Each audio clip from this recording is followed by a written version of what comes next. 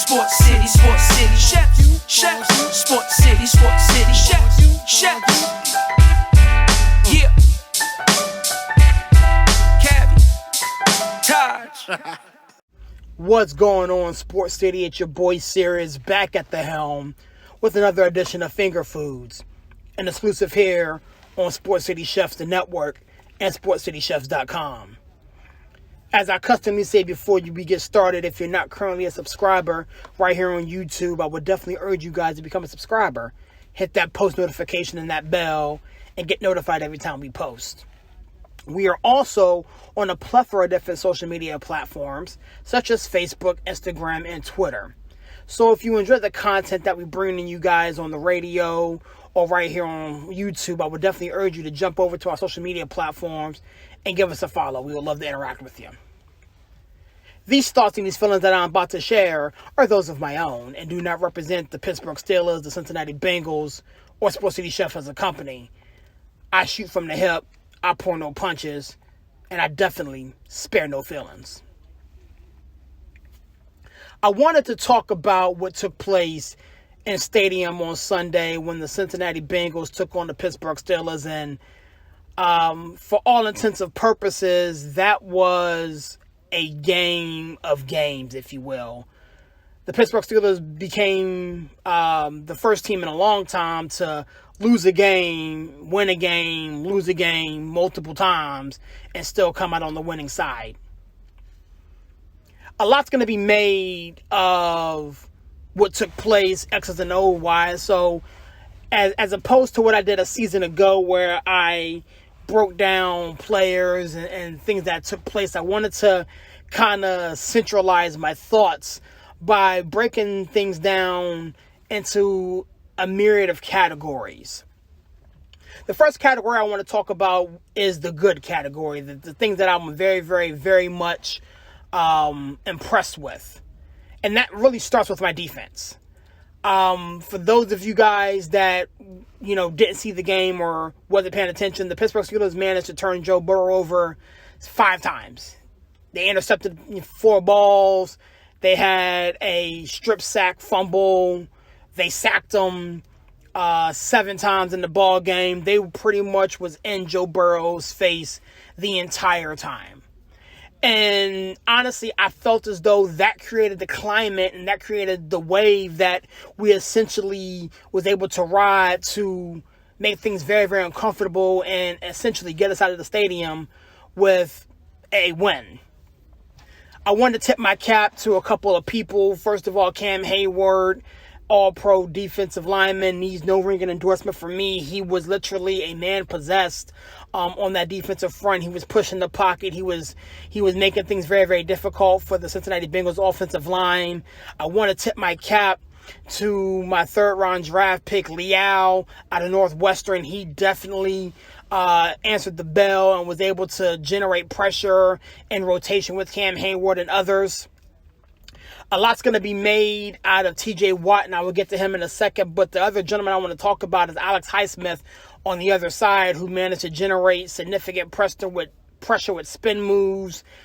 He got in the backfield, got a couple sacks, some pressures, and some solo tackles and things of that nature. So he and TJ Watt worked in tandem to generate pressure, make things very, very difficult.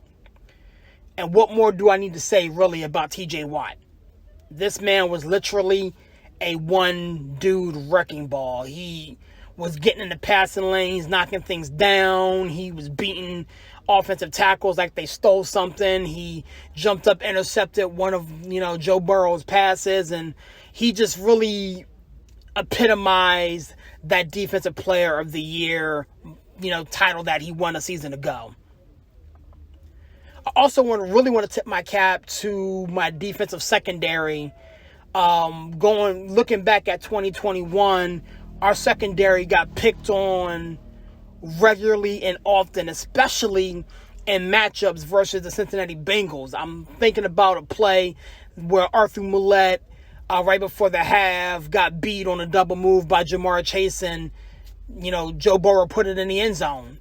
A couple other times where my secondary was just out of place. They didn't understand what the situation was, or whatever the case may be, but they were significantly bad a season ago. Fast forward to what took place on Sunday.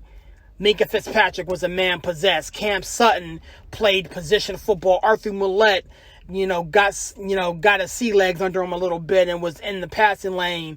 Akil Witherspoon, one of the guys who got burnt a season ago by Jamar Chase, was just in his grill a lot. And just made things very, very difficult for the Cincinnati Bengals. So I tip my cap to my defense. So that essentially was the good. The okay category, I'm going to honestly go with my wide receivers on the offensive side of football. Essentially because our offensive line could not block to save their lives. A lot of things looked really, really similar to what they looked like in 2019 and 2020 and 2021. They looked very, very similar. A lot of quick passes, a lot of dink and dunk. There really wasn't too many shots down the field. However, Chase Claypool made himself available in the jet action game and in the running game, and he was able to actually be our leading rusher on Sunday, averaging, he picked up 36 yards on 7 or 8 carries just on that jet action running play that they like to run. So I tip my cap to him. He made a couple combat catches. He made a spectacular reach back catch when Mitch put the ball away from the defender and trusted that Chase Claypool would make the catch. A lot resembled his rookie year, to be painfully honest with you. So I was very, very, very much proud of what I saw out of Chase Claypool. Deontay Johnson, the spectacular play you made on the sideline there in overtime is going to be very, very much looked at. However, I do like how you kept your mental about you.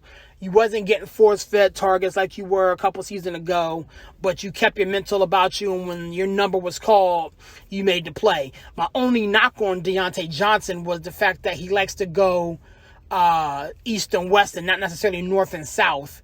And so I really will prefer when he catches the ball, get up the field, get what you can, and not go backwards and put us in a situation where we are having to challenge a spot or potentially lose yardage trying to pick up extra yards. So I tip my cap to him. Pat Freiermuth, once again, the catch you made there in overtime to, on the free play there to kind of work in tandem with Mr. Trubisky was spectacular. Another thing that I was okay with was our game plan, our coaching. Mike Tomlin always says the standard is the standard. Football is our game and our business is winning. And there's nobody that epitomizes that more than Mike Tomlin. So the game plan wasn't sexy. It wasn't flashy. It wasn't to throw the ball all over the yard and, make everybody's fantasy points look good. Essentially, it was to get out of the stadium with the win. And again, I was a little frustrated with it, but when I went back and looked at the tape, essentially that's what he did. He talked a lot about the offensive line gaining its sea legs, if you will, as opposed to how it looked in Jacksonville in the last preseason game where they all kind of played together. And they did do some great things. However, it wasn't really conducive to being able to drop back, do 7 drops, and throw the ball down the field. They respected essentially the Cincinnati Bengals secondary so much that they really felt the need to, eat them up inside and kind of, paper cut them to death, if you will, until something eventually broke. I do wish that we were able to turn a bunch of those field goals into touchdowns. However, it got the job done. So Mike Tomlin, Brian Flores, Matt Canada, good job on last week's performance. I need to see more from you. The ugly, honestly, had to be my offensive line. Najee Harris averaged 2.4 yards a rush. There was no push on the offensive line, in my opinion. Running was very, very difficult. Now, again, I tip my cap to the Cincinnati Bengals and their defensive front. They're a good bunch, but at the end of the day, we need to be able to become balanced. We want to be able to stretch the field and do things, and I think we have the quarterback, to be able to do that. However, we have to be able to run the football when we need to run the football. If we're able to take the air out of the football, we may not even get into overtime, but we couldn't take the air out of the football because we couldn't run the football. We couldn't stay on the field on third downs. And I think that had a lot to do with the offensive line. So I need to see better. I did look at the tape, like I said a minute ago, and I'm openly optimistic about the trajectory of my offensive line. I think that we have the ability to be better. Therefore, I want to see us be better.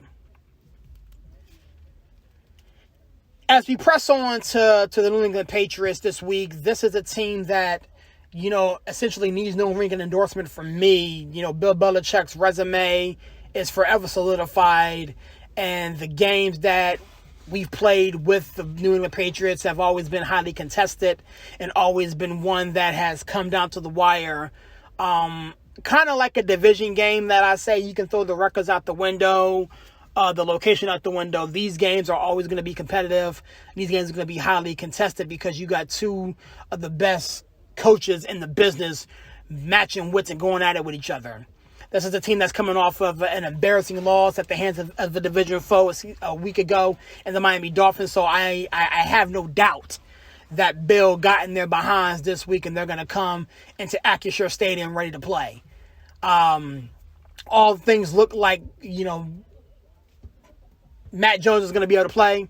So their quarterback's going to be able to go. And I'm just curious to see what type of game plan we formulate in order to get out of Acrisure Stadium with a much-needed win. With that being said, God bless. Thank you guys for listening. I'll catch you guys on the next one. Sports City, chefs, Sports City, chefs, yeah. Cabby, Taj.